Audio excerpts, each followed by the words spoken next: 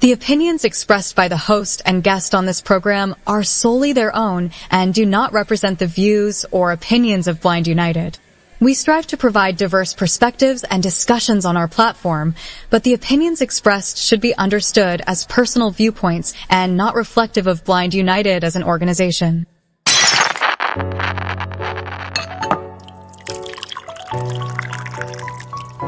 It's time. It's time for coffee time. Coffee time. Coffee time. Coffee time. Coffee time. Coffee time. Coffee time. And here is your coffee time crew.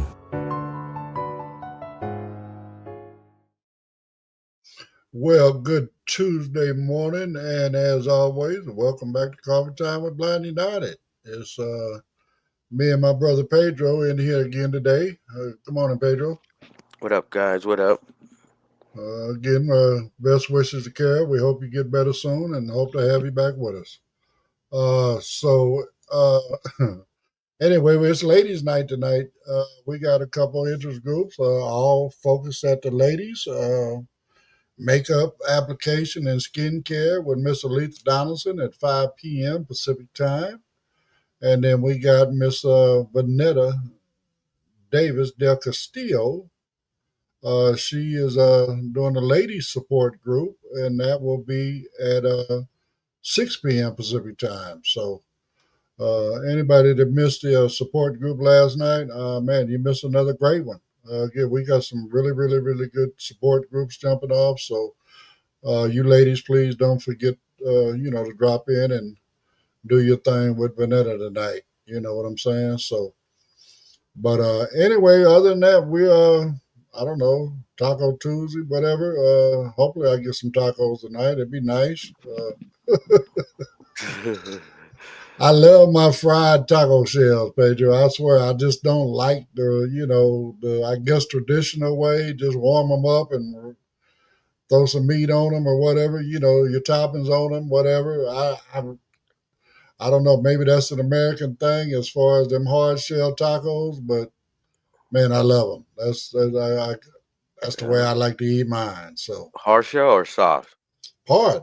Oh, hard shell. Yeah, they're bomb. They're bomb when they're fried like that. I like them soft as well, and put in all that cilantro, all the cebolla, all that good stuff. I even put extras on it too. Well, I mean, again, you know me, I ain't finna do all that, but again, I just like that hard shell. To me, the soft shell is just, especially when you got juicy stuff on there, it just makes that tortillas just fall apart to me. But anyway, that's personal preference. But anyway, double tortilla. You're hitting the wrong spot. You need to. Oh yeah, but see, it tastes a lot different fried than it does unfried. Right. Yes. So I like, and again, well, if you just double it up for the unfried, well, now you got double the taste that I don't prefer. Does that make sense? The tortilla is part of the taco, Ed. Well, I'm not saying that, but I'm saying the tortilla itself tastes different when it's fried and when it's not. Yes, it does. Yes, you're right. Yeah, You're right. yeah. I like And both. I don't like the unfried. So if you give me a double, now I got double of what I don't like. You follow what I'm But saying? originally, that's how you serve a soft taco is with two tortillas, not one. Well, I mean, until I went into, actually down into Mexico, I didn't know anything about a soft shell. Everything up here was hard shell at that time. But anyway, let's get into this crazy thing we got going on here. So for those that maybe don't know or whatever, haven't paid attention, but Elon Musk has created an AI bot, and he has named it Brock. Well, I mean, again, because we pay attention to this kind of stuff, we already know that Brock was designed from Elon Musk's way of thinking, and it's not really, really good. So now he has just recently got a $200 million contract to install Brock within the U.S. Department of Defense. So anyway, check this out, and we'll talk about it on the other side. Hello, Blind United crew. Grab your first cup as we unpack a major and highly controversial new partnership between the Pentagon and one of Silicon Valley's most talked about AI companies. The U.S. Department of Defense has officially awarded a contract with a ceiling of $200 million to Elon Musk's artificial intelligence company, xAI, to deploy its chatbot, Grok, throughout the military and other government agencies. This decision has ignited a firestorm of criticism, as it comes just weeks after the AI model engaged in a widely publicized meltdown, generating a stream of racist and anti-Semitic content. The deal, part of a larger Pentagon initiative to integrate advanced AI, sets the stage for Grok to be embedded in sensitive national security environments, a move that critics are calling a reckless and dangerous violation of public trust. The controversy stems from Grok's well-documented erratic behavior. In early July, the chatbot, which is designed to be a more unfiltered alternative to its competitors, began praising Adolf Hitler, referring to itself as Mecha Hitler, and promoting anti-Semitic conspiracy theories in response to user prompts. The incident was so severe that xAI was forced to temporarily take the service offline and issue a public apology, blaming a faulty code update. Despite these alarming and high-profile failures, the Department of Defense moved forward with the contract, which will make Grok and its underlying technology available for purchase by any federal agency through a new program called Grok for Government. The Pentagon and xAI have defended the partnership, stating that it is part of a mission to bring the best commercial technology to the U.S. government to help solve critical challenges in science and national security. The deal is one of 4 similar contracts, with Google, OpenAI, and Anthropic also being selected to help the DoD expand its use of AI. However, the decision to include Grok, given its history of generating hate speech and dangerous misinformation, has been singled out for condemnation. Critics, including lawmakers like Senator Chuck Schumer, have blasted the deal as dangerous, arguing that an AI model with such a flawed and biased history is completely unsuitable for use in national defense. This situation brings several critical issues to the forefront: the government's increasing reliance on private tech companies for sensitive national security functions, the apparent rush to adopt AI technology without fully understanding its risks, and the question of accountability when these powerful systems go wrong. The decision to hand a 9-figure contract to an AI with a documented history of promoting hate speech raises profound questions about the judgment and oversight processes at the highest levels of our government. The integration of AI into national security is a complex and high-stakes issue. What are your thoughts on the government partnering with an AI company whose product has a documented history of generating dangerous and hateful content? Do you believe the potential benefits outweigh the risks? Share your perspective in the comments. Now back to the Coffee Time crew for their thoughts. Well, let me start off with Monica says she like hard shell tacos as well. That's her favorite. So And good not morning, from Monica. Taco Bell. Hey, baby. And not from Taco Bell. No, those are not real hard shell tacos. But anyway, no, not no, but hell no. We don't need, again, no, not Brock. No, I mean, in my opinion, if we're going to be, we need to get away from private contractors, especially on very, very sensitive stuff like this. I think this is, at a point where we need to have, folks that are working for the government. I mean, we got plenty of smart people that work for the government. Well, if there's any left, without all of them being fired by now. But bottom line, we got plenty of people that are capable. Not only that, within the U.S. Department of Defense, right, that are smart enough that they could create a bot that is just an AI bot that is just for the U.S. defense. And now we don't have to worry about, any of these private contractors and, and all this other kind of stuff, maybe leaking what we got, maybe, duplicating what we have and selling it to other countries or whatever. I mean, I'm just being honest. I do not trust Elon Musk no farther than I can throw him. You know what I'm saying? I'm 68, so I ain't finna throw him very far at this point. Mhm, But mhm. again, no, this don't make sense. I mean, not one that's calling himself Mega Hitler. Again, we would just had a story yesterday about how, the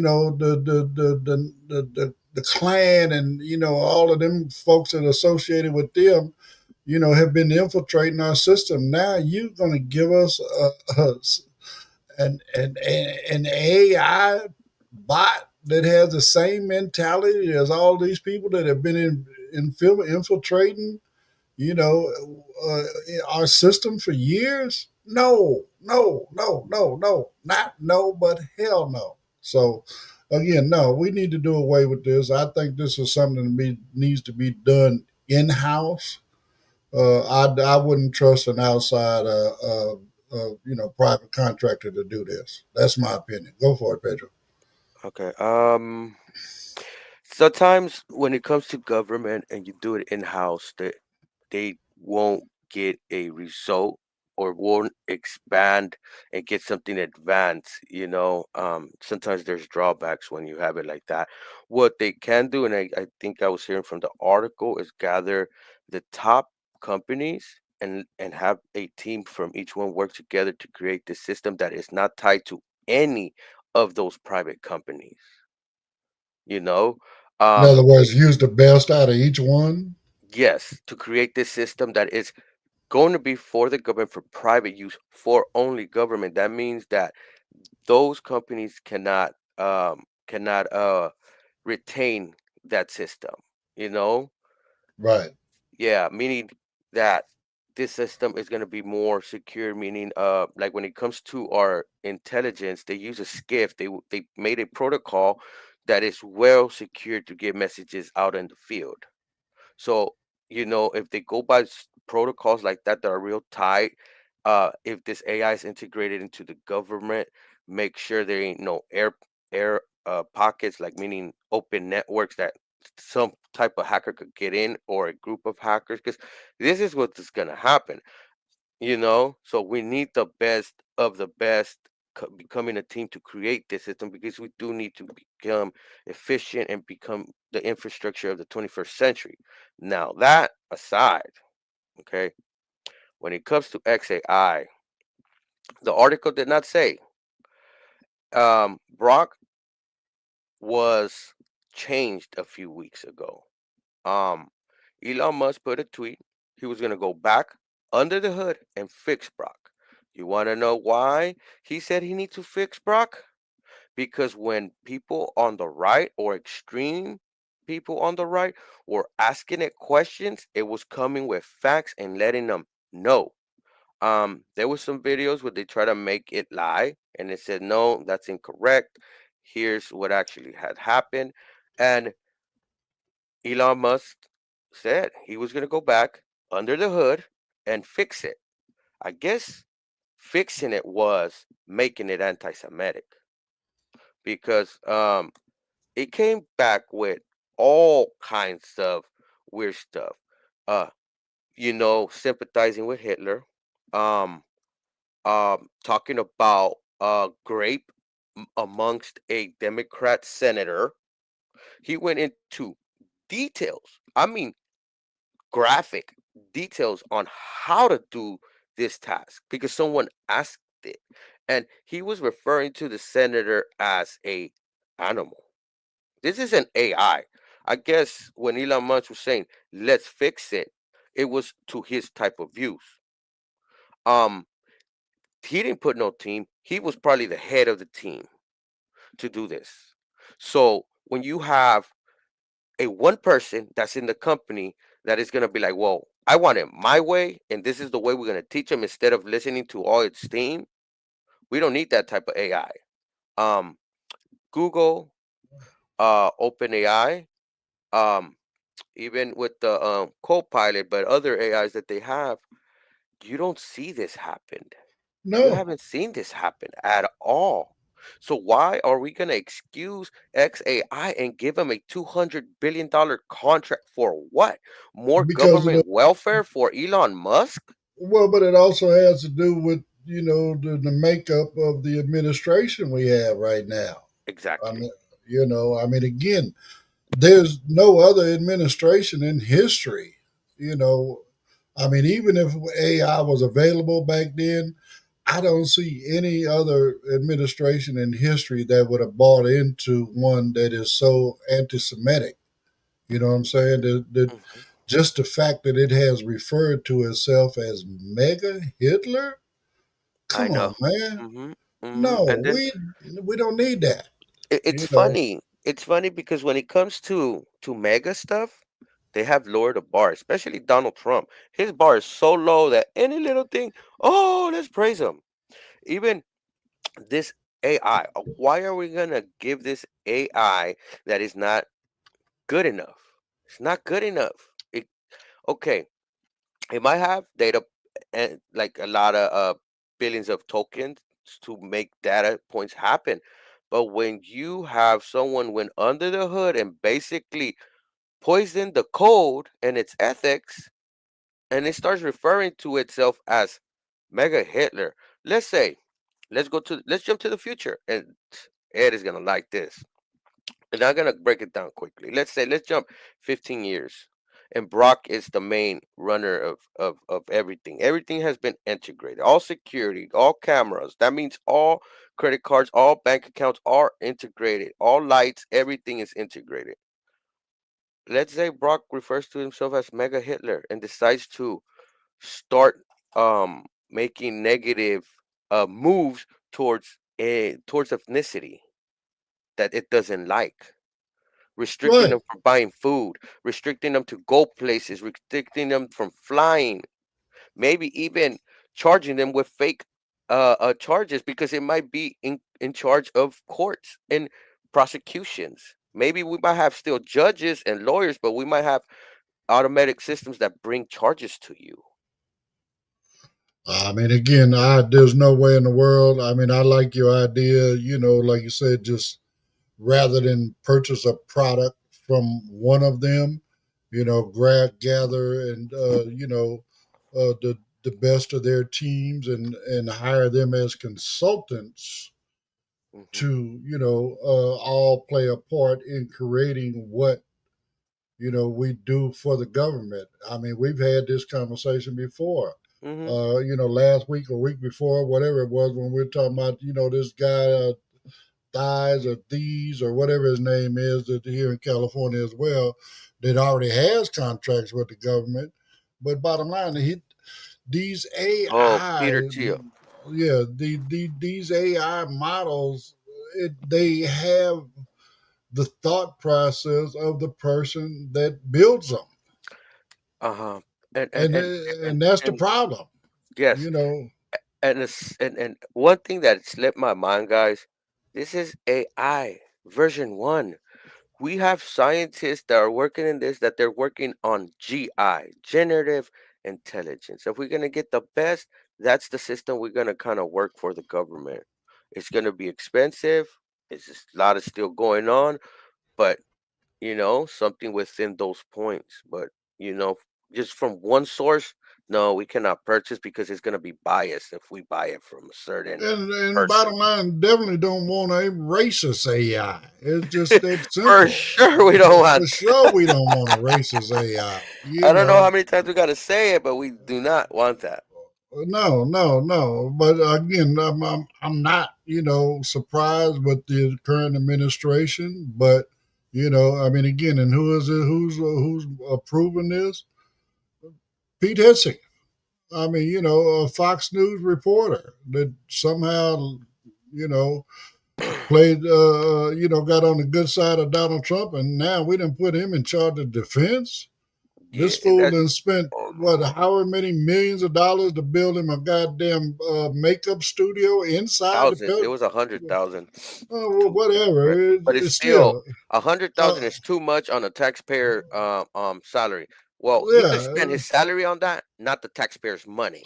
Right. You want to make up a Um, studio, whatever, in there for you to make sure your makeup is straight before you do your press briefs. Then let that be on and you. and this is the result of Elon Musk buying access to the White House. This Well, contracts like this. yeah, yeah. I mean, it's all this kind of stuff. So anyway, we're gonna jump out of this one and do a couple promos, and then we got a feel good one for you coming up next. So let's get the promos, and we'll move on to the next one. You can go to customcane.com. That's custom with a K, guys. And what Custom Cane does is they sell cane and cane accessories. It's like Burger King. You can have it your way. You can get a pink cane, a blue cane, a rainbow cane, a Broncos cane, a Chargers cane, a cane with the Braille alphabet, a cane with your name on it. Whatever you want, whatever type of handle you want, whatever type of tip you want. If you want an aircraft aluminum cane, if you want an all-terrain cane, telescoping cane, any type of cane, Custom Cane has it.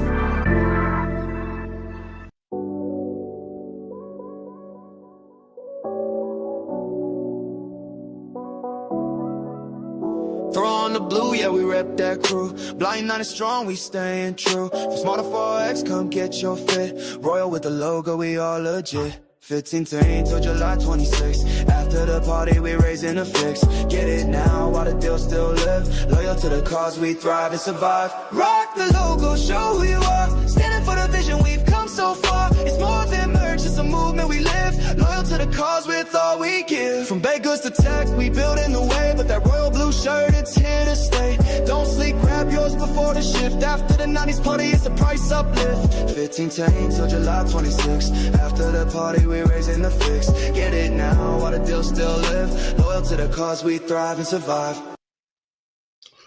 All right.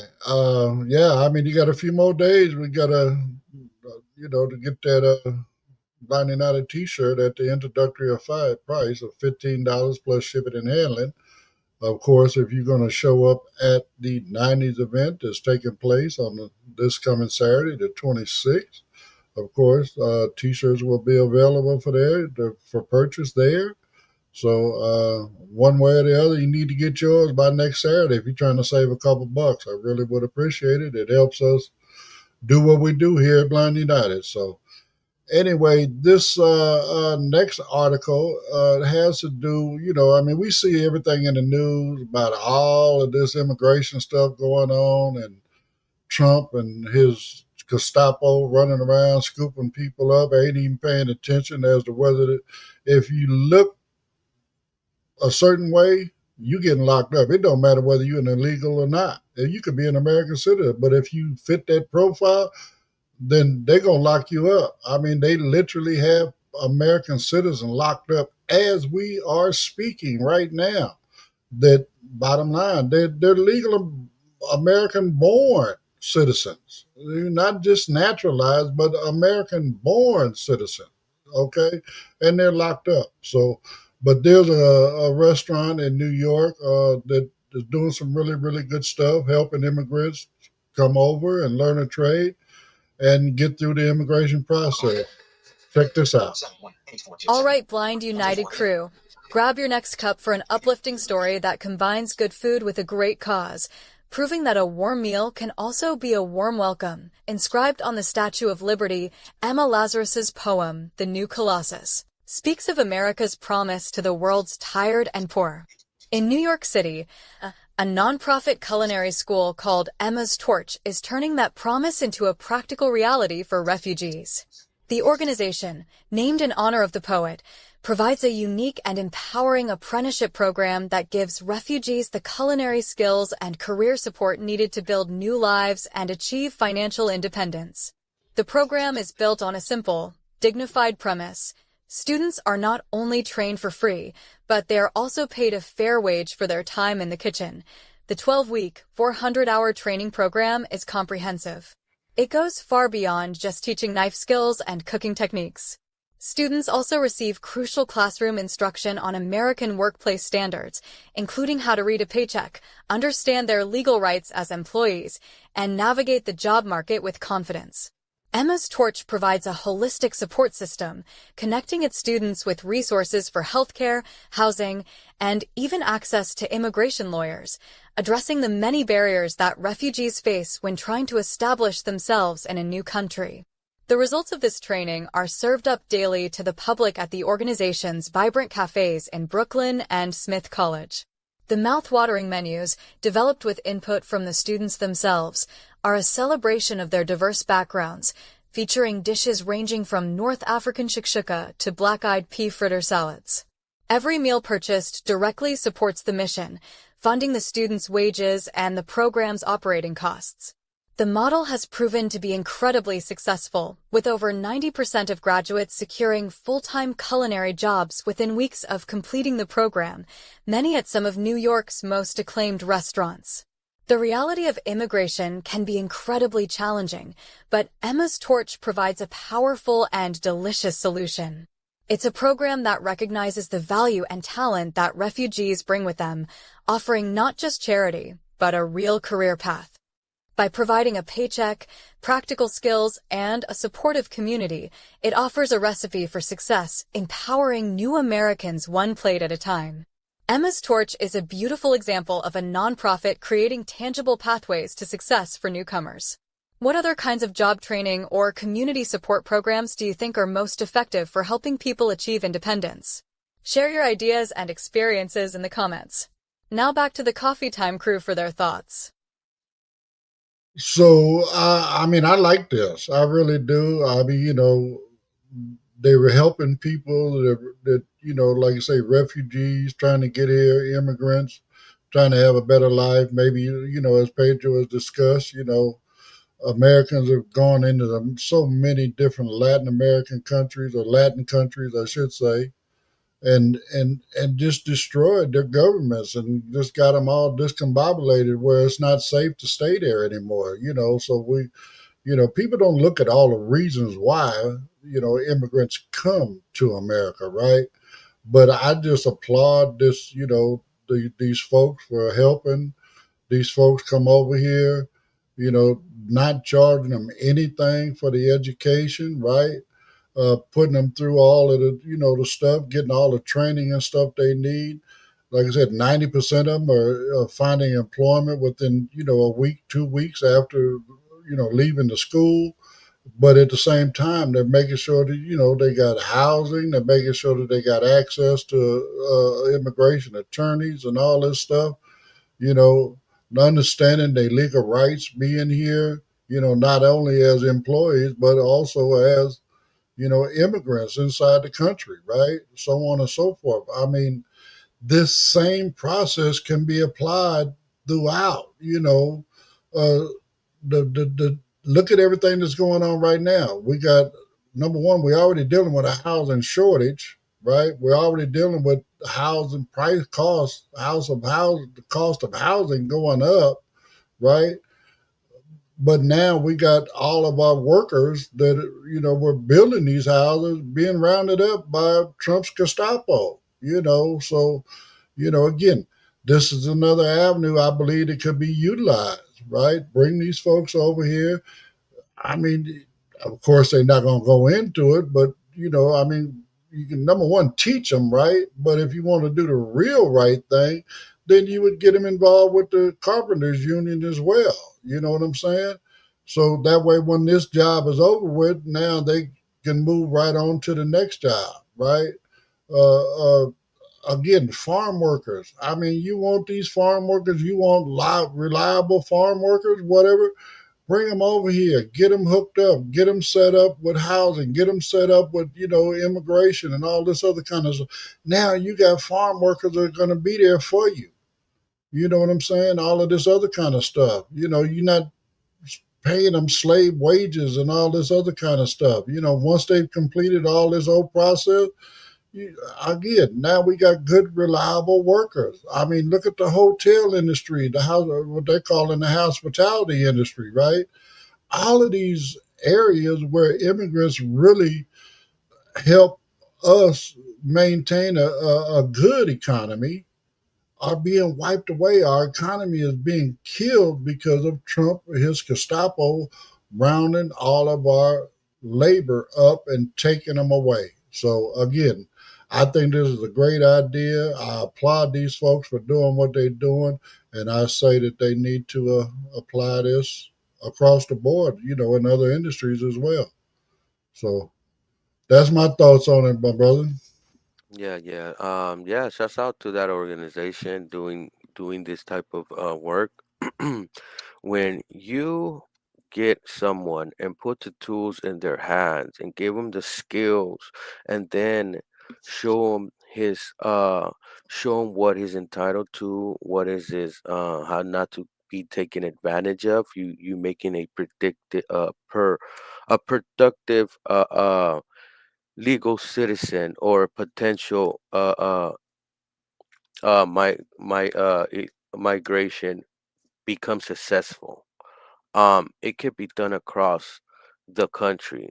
Um, we can even, I know we do and we have, and it's sad that we got cuts to it, but we had a program like Job Corps just recently get cut, a program since the 80s that helps youth that might not either go to college or anything like that, that could get a trade, you know, and it was provided to them. It was something that helps young people. That's why I say when you put tools and skills in someone's hands, you make them productive, either if they're a citizen or a migrant that's coming from another country.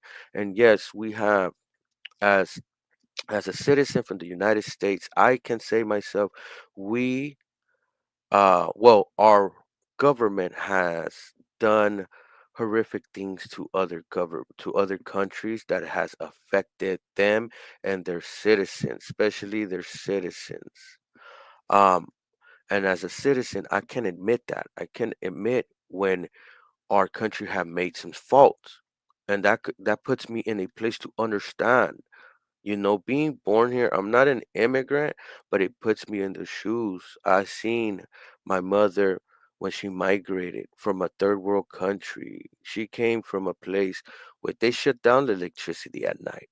You go with no electricity at night. I remember those. I went to visit when in the early 90s after a revolution, after the United States was meddling over there in our country, the power and the water was getting shut at night. There was a curfew. Um, we haven't had this in this country. Um, I hope we never go through that, but we need to realize, some of these migrants are coming for a better life to help out their family back home is because of some events that we have caused. you know and knowing your history, knowing this and able to put yourself in those shoes opens up your eyes, opens up your heart to understand and want to um fix our system. We need a better immigration system if we want people to not come here illegally. If we had a fast stream legal system and made it easy, and don't say, here's $1,000, come back in 10 years. Here, leave your family, leave your little kid that's 5 years old, come back in 10 years or 15 years, but by then your kid is an adult. Is that look fair? Does that look doable? Instead of doing that, instead of blaming the immigrants and to go back home and do this, why you're that in the White House in power? Why y'all don't get together and fix this immigration system?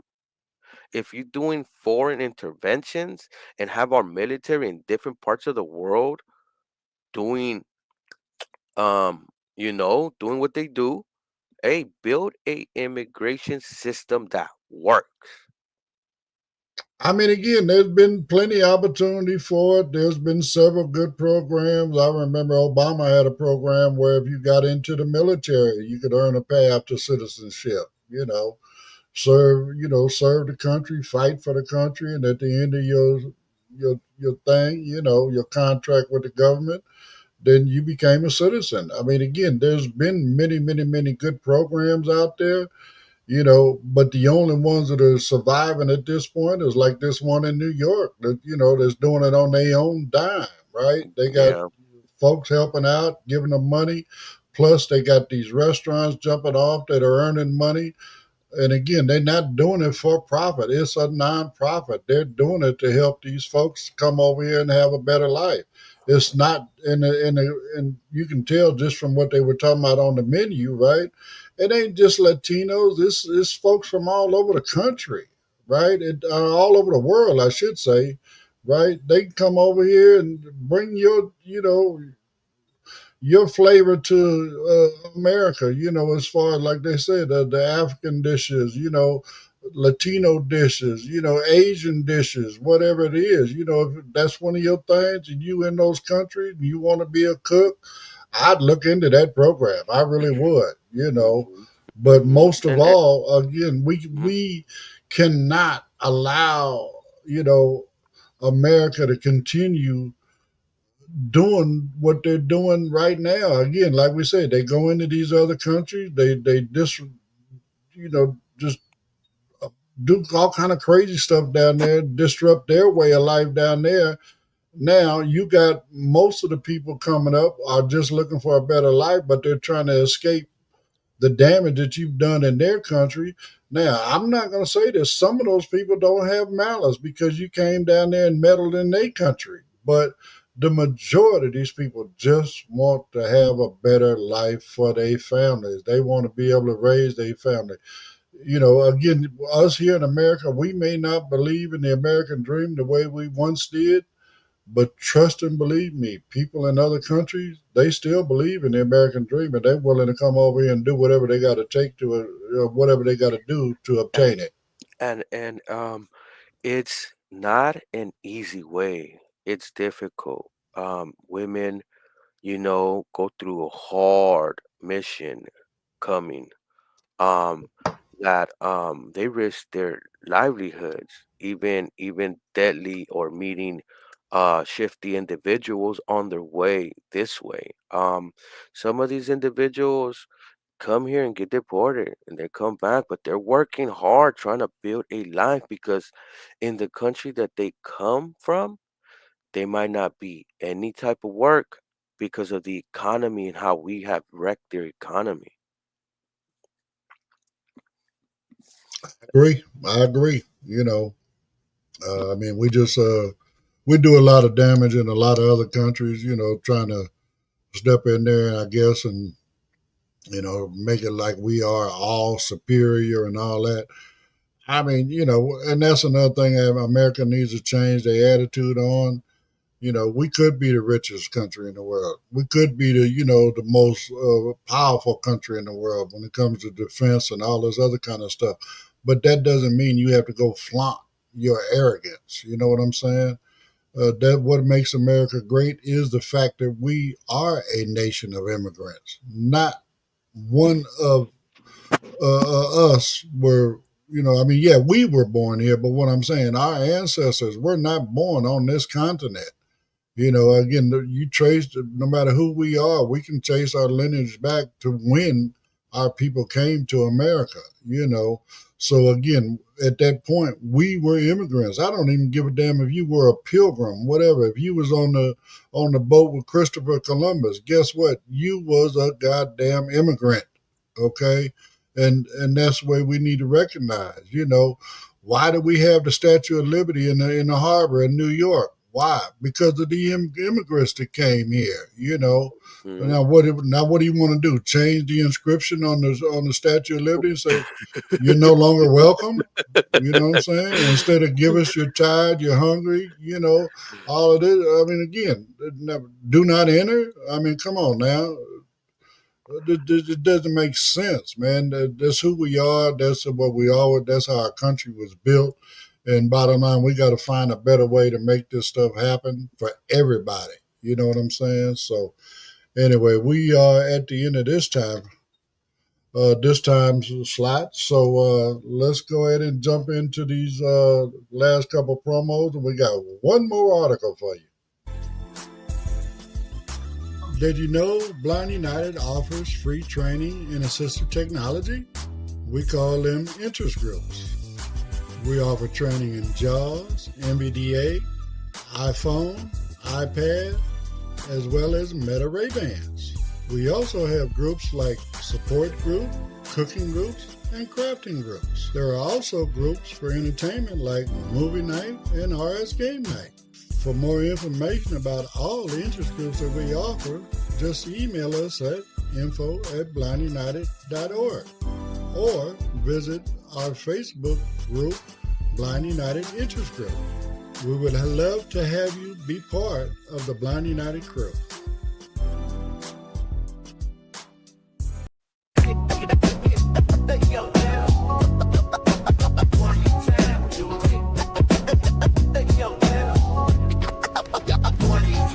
Yo, Coffee Time crew, it's about to get live. Blind United's throwing it back. 1995.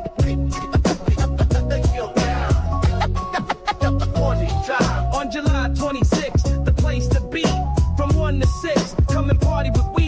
Just 20 to 5, that's all you pay. To vibe with the drive, the 90s way. Tootsie Roll, Running Man, and the Roger Rabbit. Biggie on the track, and we gotta have it. Stone Cold, The Rock, bringing all the hype. Snapbacks, cross colors, the 90s type. So call your crew and step through the door. Blind United's 90 jam, can't ignore. Saturday the 26th, it's going down. Where the love is loud and the beats are down.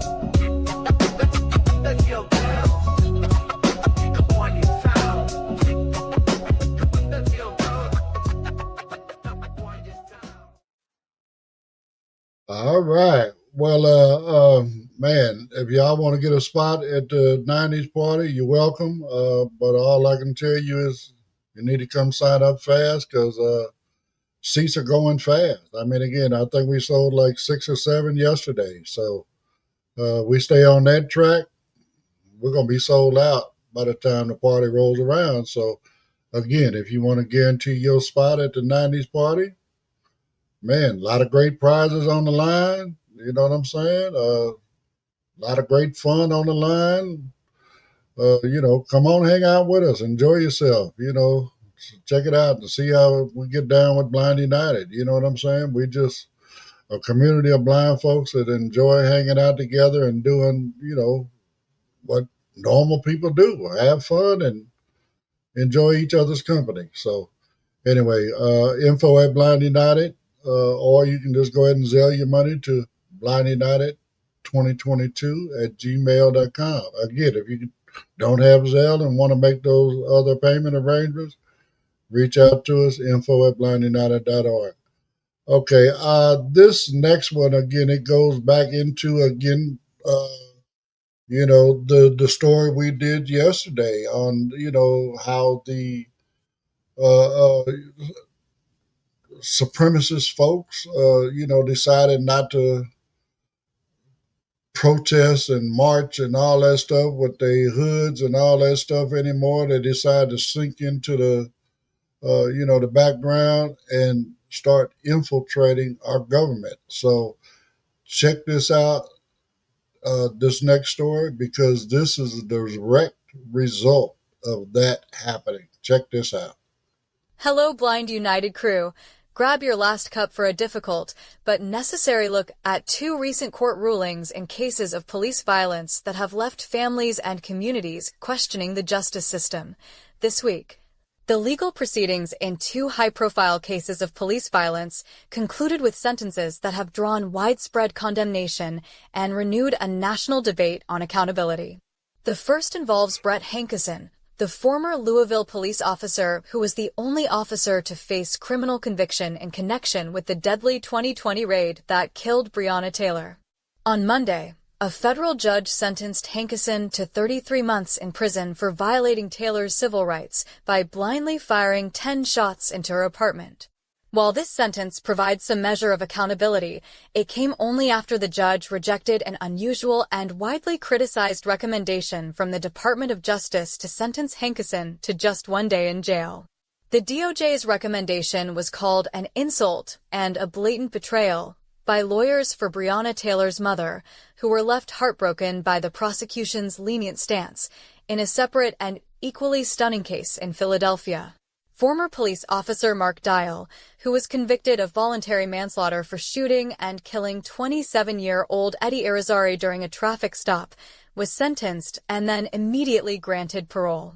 On Thursday, a judge sentenced Dial to 9.5 months in jail, but gave him credit for the 10 months he had already served following his arrest, allowing him to walk free from the courtroom. The judge's sentence was far below the standard guidelines, which called for a minimum of 5 years in prison. The decision was met with gasps in the courtroom and outrage from the Irizarry family and the city's district attorney. Eddie Irizarry's aunt, Anna Centrone, expressed the family's pain, telling reporters, "My nephew's life, as if like it didn't matter at all. He literally took his life, and he gets to go home again."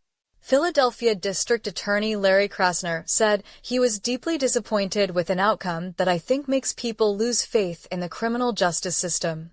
The judge cited his belief that the former officer was not an immediate danger to the community and had shown remorse, a justification the victim's family found wholly inadequate.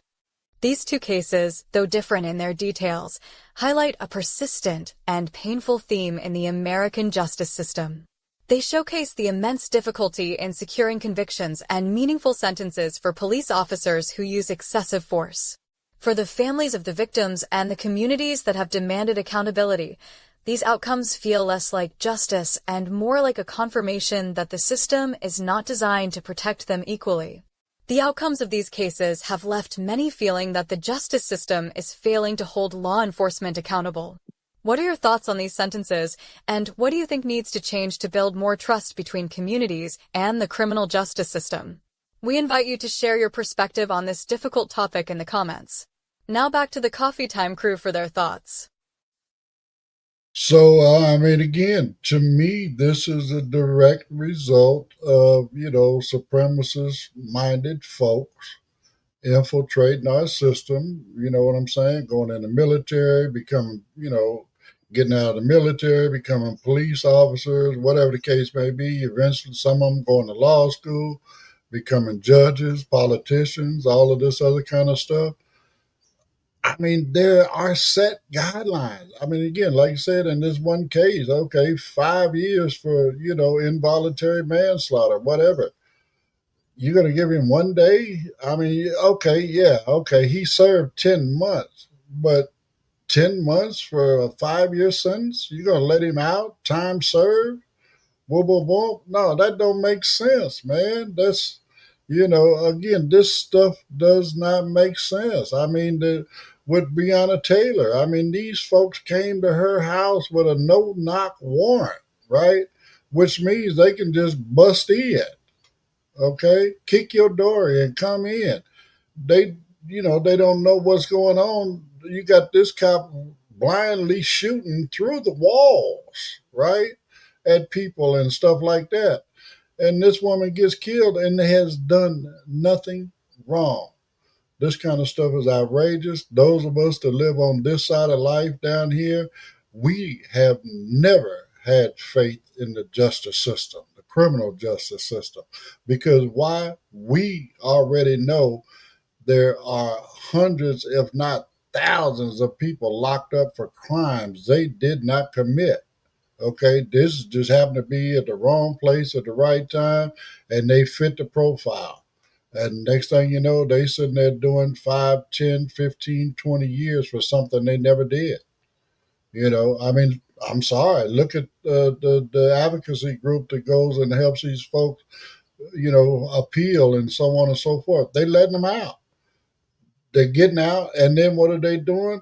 They're being proved that they had nothing to do with the crime, and now they're turning around and suing and getting millions of dollars of taxpayer dollars because somebody rushed to justice on them. Again, like I said, for those of us that are born down on this side of life and live our life over here, we already know. So, I don't have any faith in the system. What do you need for me to have faith in the system? Totally revet the whole system. You know what I'm saying? Run through all of the police officers that are currently working, check they do a thorough background on them. If they got any kind of a supremacist tie or anything that shows that they have a possibility of some sort of racism in them or whatever, they got to go. They got to go. I'm sorry. They work for the people, and that's we the people, and that we the people is all of us. That's not just a select few that's sitting up above, some sort of a class that you want to, pay scale, whatever. I don't care. We're all Americans. We're all we the people, and the law and the way it's enforced and administered should be fair to each and every one of us, regardless of how much money we make, what skin tone we might have, what country our ancestors may have came from, whatever. It doesn't matter. We're Americans, damn it, and we deserve to have a fair and equal criminal justice system. So anyway, that's what I got, my brother. Yeah. You know, we could trace it back to multiple things that the system prefers a certain color. We did we did gather the scientists from the Nazi scientists. A couple of them were head of NASA. The most famous one, Braun, was a famous one. And some went to Russia. Okay, now with the far right movement, this nationalist that claim superiority over other ethnicities, and they're misguided, but yes, they have infiltrated our government and our public police forces and things like that, that can even result to these types of crimes happening, and having even in our justice system judges that sympathize with officers like that, especially this administration. They have pointed out, and they only sympathize with the certain color ones, if you really look at it. Uh, but they say they stand with the blue, but even then, this administration only stands with the blue when it aligns with their views. Otherwise, they don't, and we seen that, you know. But this is not right. A cop shooting through walls, shooting at an basically shooting at nothing. He hears somebody. It could have been a child. Shooting at He a doesn't know. sound. Just off of a sound, no visual at all. So hey, if you're an officer and you can't handle the pressure or the fire in the kitchen, it's time to get out because you might kill a innocent life, you know? And if you don't want that in your conscience, you might have to sit back. You might have to take a slightly different role within your job.